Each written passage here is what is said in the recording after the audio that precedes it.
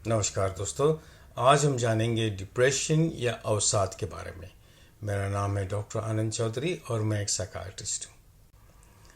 सबसे पहले तो मैं ये कहूँगा कि हम सभी कभी न कभी उदासी या डिप्रेशन महसूस किए हुए हैं, लेकिन ये जो है इसका और क्लिनिकल डिप्रेशन में अंतर है। क्लिनिकल डिप्रेशन में जो उदासी या सैडनेस होता है वो लगातार व्यापक रहती है और कम से कम 2 हफ्ता चलती है और उसके साथ अन्य सिम्टम्स, अन्य लक्षणों के साथ भी मिलती है। जिसे हम कहते हैं कि depression is a syndrome. Depression सिर्फ मन की उदासी नहीं है।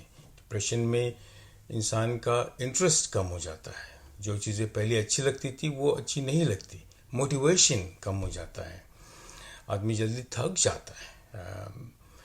हम कहते हैं कि डिप्रेशन में इंसान की आंखों के ऊपर ब्लू कलर के ग्लासेस लग जाते हैं, जिसकी वजह से उसका अतीत, जब वो अतीत की तरफ देखता है तो गिल्ट फीलिंग महसूस होती है। जब वो अपने प्रेजेंट को देखता है तो उसको लगता है कि वो कुछ काम का नहीं है, वर्थलेस है। जब वो अपना फ्यूचर देखता है तो फ्यूचर कुछ दिखता नहीं है, ब्लीक लगता है, होपलेसनेस जिसको बोलते हैं, जिसकी वजह से कई बार आत्मघाती या सुसाइडल विचार भी आते हैं। डिप्रेशन की वजह से इंसान को शारीरिक लक्षण भी होते हैं, जैसे कि नींद नहीं आना या भूख कम हो जाना या काम इच्छा कम होना।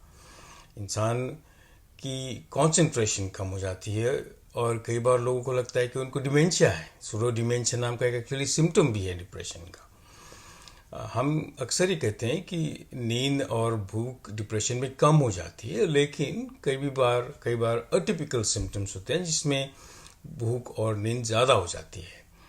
और एक बात कहूँगा कि इंडियन सब कॉन्टिनेंट में ये अक्सर देखा गया है कि लोग सोमैटिक सिम्टम्स से प्रेजेंट होते हैं, जैसे कि कई लॉन्ग टर्म अनएक्सप्लेन हेडेक या शरीर दर्द होना।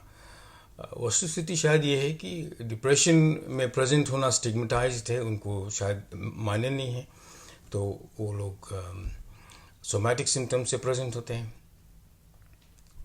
और इसके बावजूद हमारे यहाँ के लोग क्या बोलते हैं, अरे डिप्रेशन तो बस दिमागी खेल है, डिप्रेशन तो कमजोरी का नाम है, जो लोग कमज़ोर रहते हैं वही डिप्रेशन होता है, ऐसा बोलते हैं। ऐसा नहीं है दोस्तों।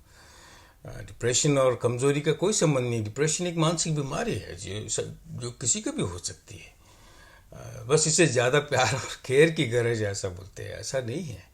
डिप्रेशन वाले लोगों को इलाज की गरज है।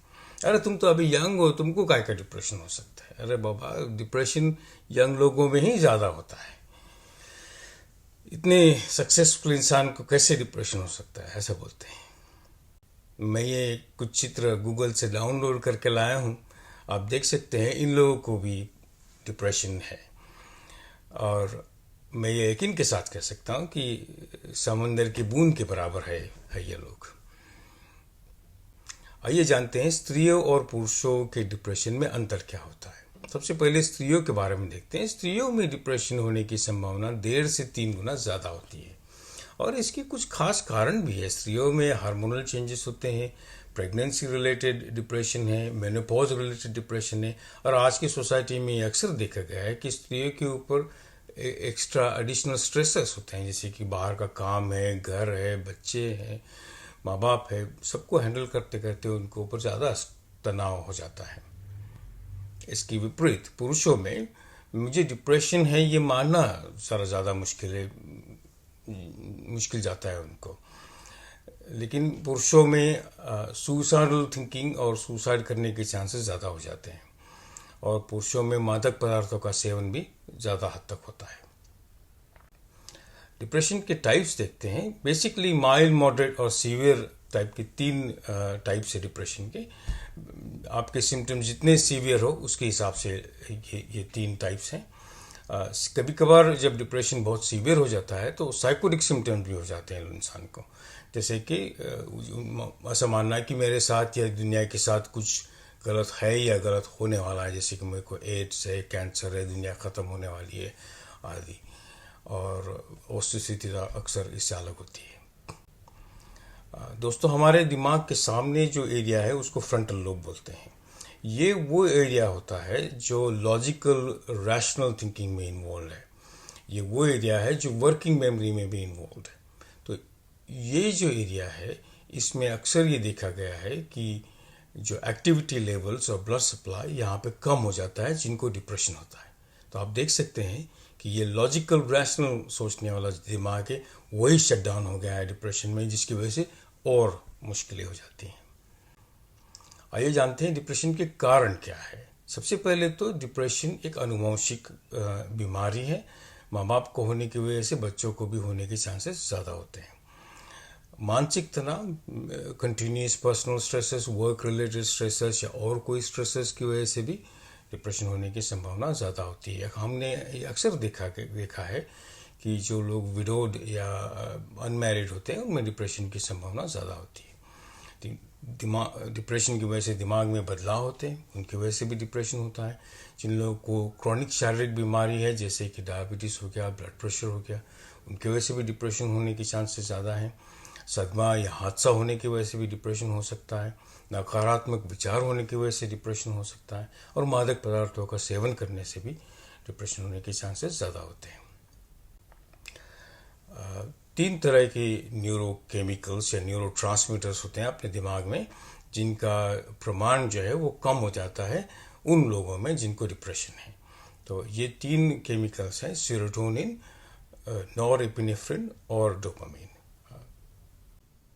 डिप्रेशन का एक दुष्चक्र होता है।